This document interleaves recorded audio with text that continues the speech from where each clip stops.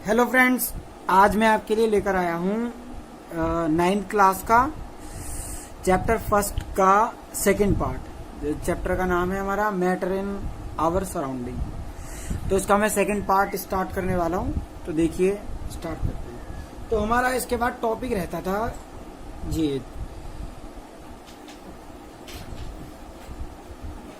Changing of state of matter, मतलब कैसे state change करता था मैटर का, किस के थ्रू हो जाता है। तो देखिए, मैं आपको बताता हूँ इसके अंदर क्या होता है कि ये एक तो होता है बाय चेंजिंग टेम्परेचर। एक तो टेम्परेचर के थ्रू होता है स्टेट चेंज, और एक होता है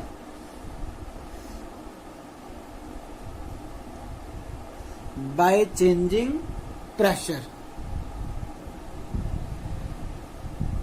ये दो तरीके से होता है। तो देखिए, मैं आपको बताता हूं, जैसे कि कोई चीज सॉलिड है। अब सॉलिड के अंदर हम क्या करेंगे, सॉलिड से होता है चेंज लिक्विड के अंदर, लिक्विड से गैस। मान लीजिए इसका एक एग्जांपल ले लेते हैं, आइस। आइस पे अगर हम टेम्परेचर देते हैं हीट, तो वो क्या लिक्विड फॉर्म में आ जाती है, आती है ना। और लिक्विड में जब आ जाती है तो वो वाटर की फॉर्म में आ जाती है, वाटर। अगर हम वाटर को हीट देंगे तो वो आ गई किस फॉर्म में, वेपर की फॉर्म में। और वेपर जो होते हैं हमारी गैस की फॉर्म में होता है।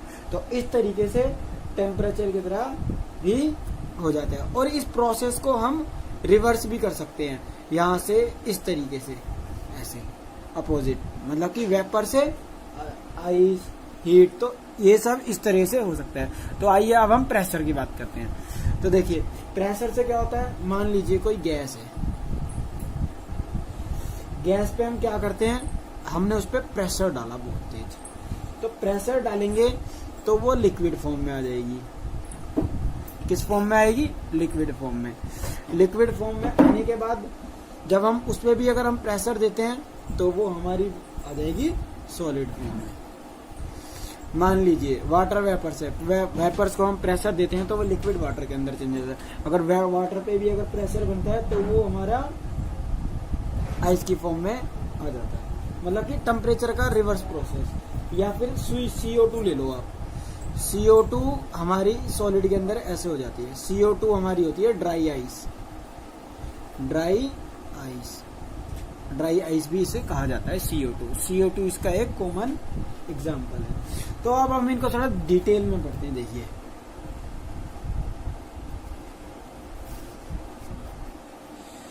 तो देखिए, बाय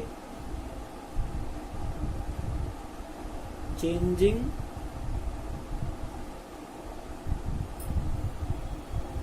टेम्परेचर। तो इसके अंदर क्या होता है, बाय चेंजिंग टेम्परेचर। इसके अंदर सबसे पहले हम लेते हैं मेल्टिंग पॉइंट को।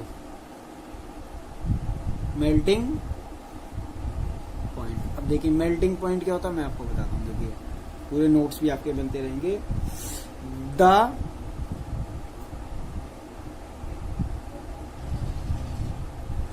temperature at which a solid melts to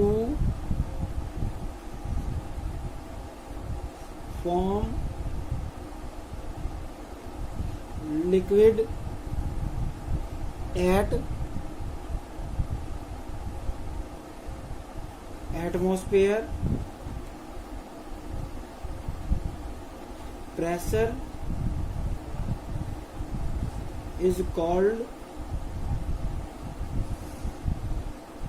its melting point। तो देखिए, मेल्टिंग पॉइंट क्या होता है, मैं जरा आपको समझाता हूँ। ये नोट्स तो बन गए।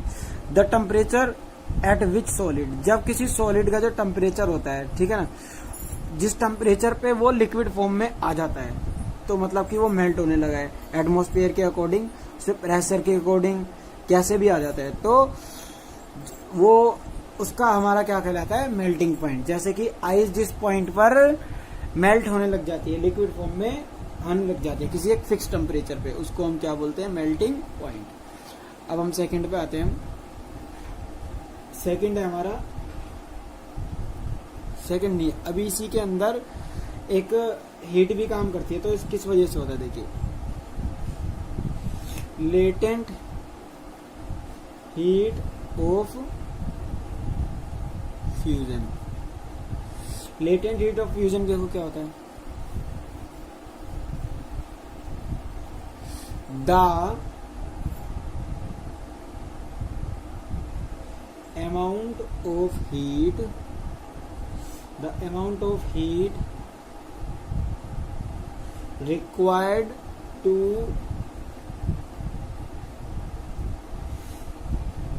change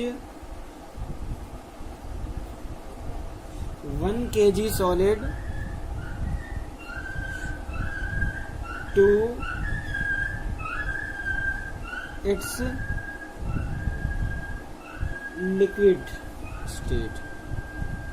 मतलब कि एक ऐसी एनर्जी जो एक किसी फिक्स, मतलब जितनी उसकी रिक्वायरमेंट होती है, मतलब कि 1 kg लेटेंट हीट जो होती है उसके अंदर सॉलिड से उसके लिक्विड के अंदर चेंज करने के लिए हमें जितनी अमाउंट में चाहिए होती है, उसी को हम लेटेंट हीट ऑफ फ्यूजन कहते हैं, जिसका स्टेट भी वो चेंज कर देती है। तो अभी हम इसका नेक्स्ट पार्ट पढ़ते हैं। देखिए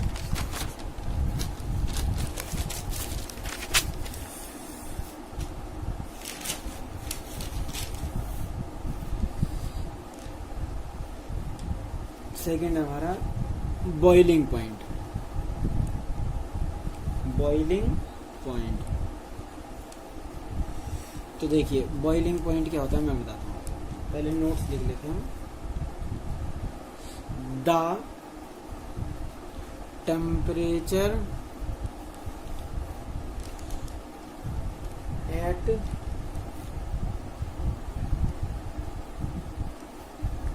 विच a liquid boil to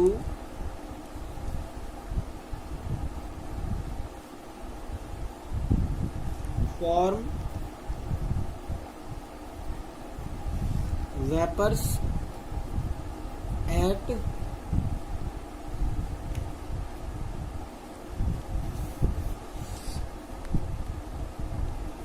atmosphere pressure called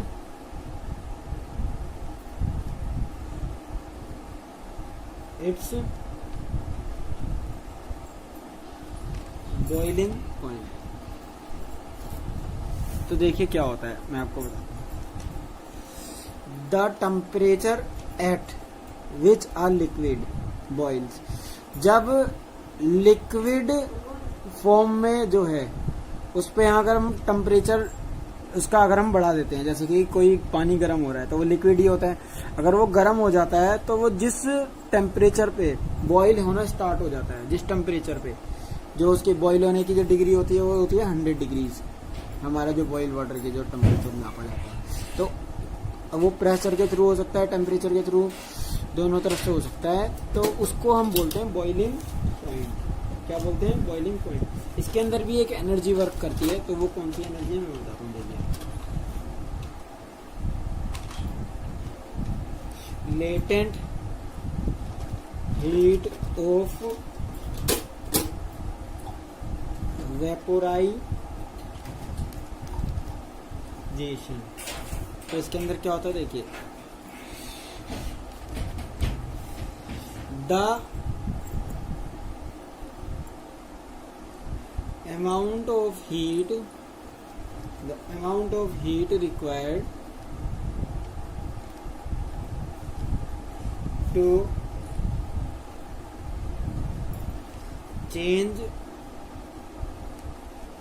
1 kg liquid to it's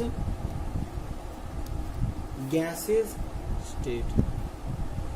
मतलब कि ये वो एनर्जी होती है जिस फॉर्म में जो जितनी एनर्जी इसको जरूरत होती है लिक्विड से वह गैसेस फॉर्म में चेंज करने के लिए पर केजी के हिसाब से, तो उसको हम लेटेंट हीट ऑफ वेपराइजेशन कहते हैं।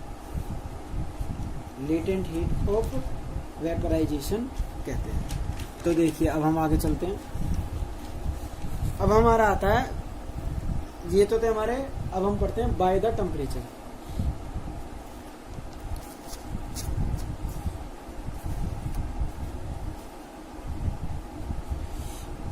बाय द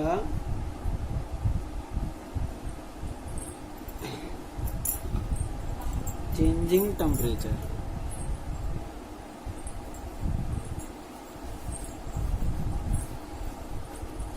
तो क्या होता है इसके अंदर, इसका जो थर्ड प्रोसेस है टेम्परेचर का, सब्लिमेशन होता है।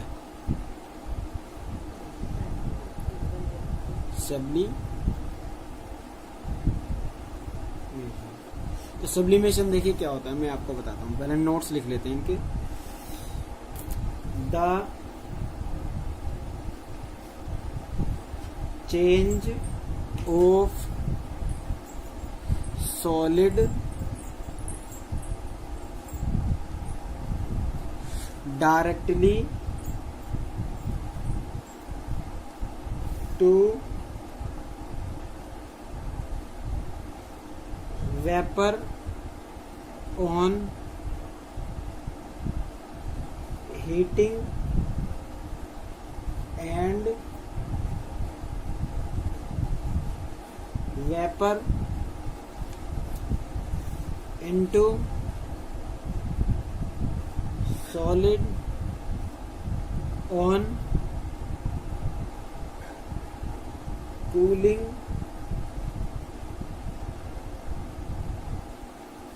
without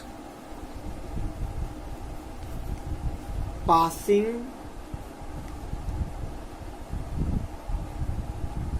through the liquid state called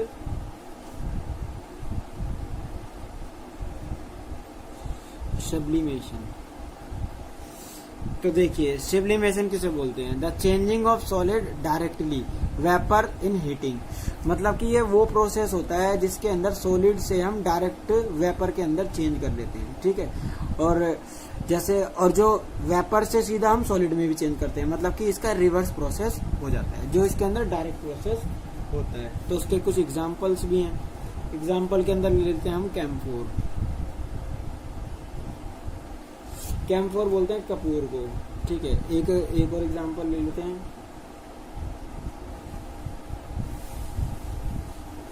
ammonium chloride. और उसके बाद आ गया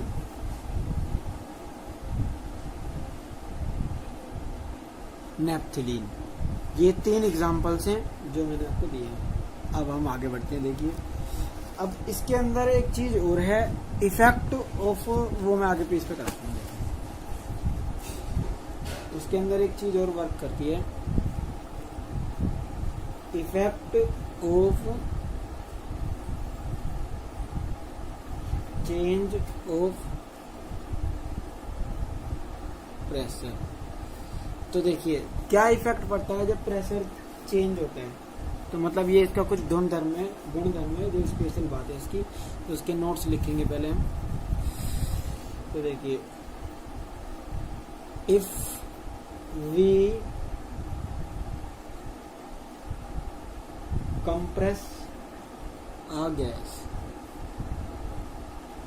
in a cylinder, the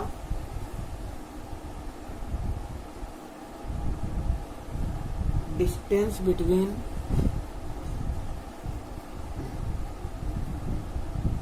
the particle of gas reduce and finally gas is liquefied। मतलब कि ये बोल रहा है जब किसी चीज पे प्रेशर हम बढ़ाते हैं, if we compress a gas, जब हम किसी गैस पे प्रेशर बढ़ाते हैं, इफ अ सिलेंडर जैसे कि, तो distance between the particles are, और वो क्या हो जाता है, उनका डिस्टेंस रिड्यूस हो जाता है, कम हो जाता है, खत्म हो जाता है, तो वो धीरे धीरे मर्ज होने लग जाता है। जैसे कि हम एक दो गैसेस ले लेते हैं, हम इसके अंदर हम बात करते हैं, एलपीजी हो गई और एक हो गई हमारी सीएनजी। तो एलपीजी हो गई हमारी लिक्विफाइड पेट्रोलियम गैस, सीएनजी हो गई हमारी कंप्रेस नेचुरल गैस। एलपीजी को हम कुकिंग गैस भी कहते हैं। तो एलपीजी कुकिंग गैस देखिए कैसे कहते हैं हम इसको, तो इसके अंदर जो है ना कुकिंग गैस, इसको इसलिए बोलते हैं घरों में खाना पकाने के लिए। तो ये गैस होती है जब सिलेंडर वगैरह में भरी जाती है तो इसको प्रेशर दिया जाता है, प्रेशर देकर इसको स्टोर किया जाता है। जितना ज्यादा प्रेशर होता है तो इनके जो पार्टिकल्स होते हैं एक दूसरे के साथ मर्ज होने लग जाते हैं। क्या होने लगा था? मर्ज। ऐसी सेम केस सीएनजी के अंदर है, ऐसी CO2 के अंदर है। CO2 जो हमारी होती है उसे हम ड्राई आइस भी हम कहते हैं। तो ड्राई आइस का एक एग्जांपल है CO2 ये, ठीक है। तो इस तरीके से ये भी क्लियर होता है। अब हम आगे बढ़ते हैं, देखिए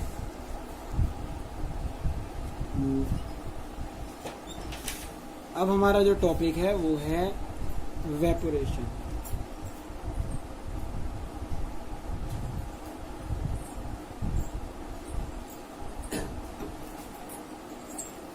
इवेपोरेशन। इवेपोरेशन देखिए क्या होता है। इवेपोरेशन में आपको नोट टाइप में बताता हूँ। It is a surface phenomena in which liquid changes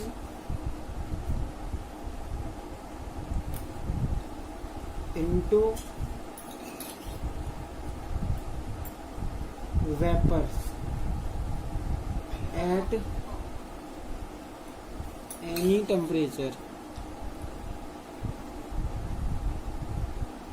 any temperature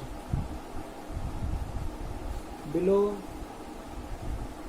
its boiling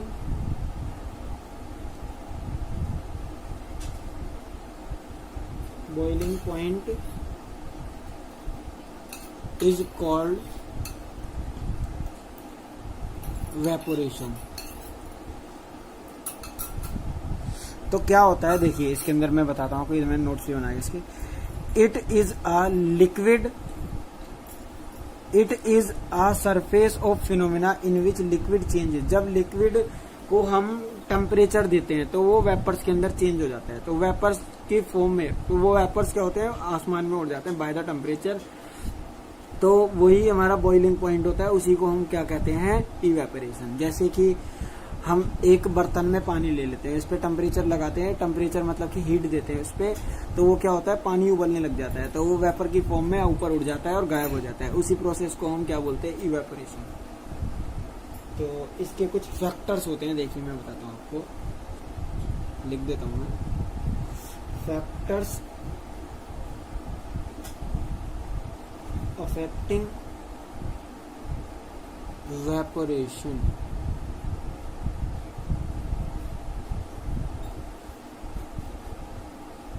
तो देखिए इसका जो पहला है expose surface area. Expose of surface area का मतलब ये होता है जितना ज्यादा सरफेस होगा उतना ज्यादा उसके अंदर उतनी क्विकली इवेपोरेशन प्रोसेस होगा। जैसे कि ये एक बड़ा एरिया है और एक गिलास पानी के अंदर छोटा सा एरिया होता है, तो जितना ज्यादा एरिया होता है उतना ज्यादा हमारा एक्सपोज ऑफ एरिया होता है उसके अंदर, ये इफेक्ट करता है इसको। और हमारा सेकंड है टेम्परेचर, और टेम्परेचर भी करता है ये। अब जो उसके अंदर टेम्परेचर होगा, जितना ज़्यादा टेम्परेचर होगा उतना ही ये तेज़ी से वर्क करेगा, उतना ही ज़्यादा इवेपोरेशन होगा जल्दी जल्दी। और अगर वो कूल होगा तो नहीं होगा, कूलिंग के अंदर नहीं होगा। और थर्ड है हमारा ह्यूमिडिटी। ह्यूमिडिटी क्या होती है? आर्द्रता। आर्द्रता मतलब कि जैसे कि हवा के अंदर नमी जो होती है, अगर वो उसके अंदर नहीं होगी तो वो तुरंत वर्क करेगा, मतलब कि टेम्परेचर ज़्यादा होगा, फिर अगर ज़्यादा होगा तो फिर इवेपोरेशन प्रोसेस हमारा होगा ही। फोर्थ पॉइंट है हमारा विंड। विंड हमारी अगर गर्म होती है तो हमारा इवेपोरेशन प्रोसेस होता है, ये इसको इफेक्ट करता है। तो हमारा अब एक टॉपिक और रहता है इसके अंदर,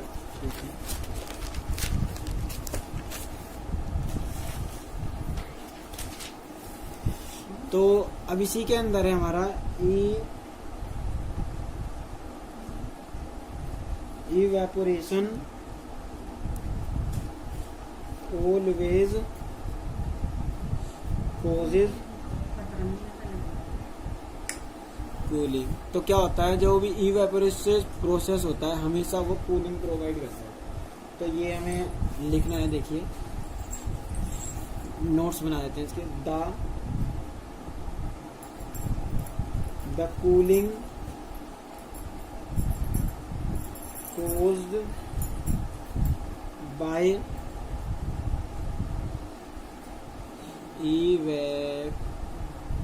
evaporation is based on the fact that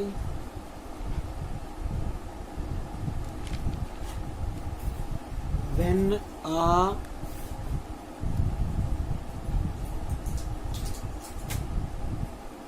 liquid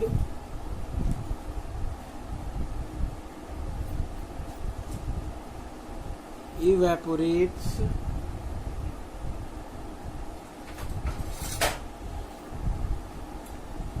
takes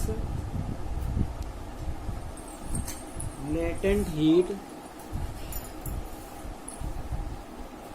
of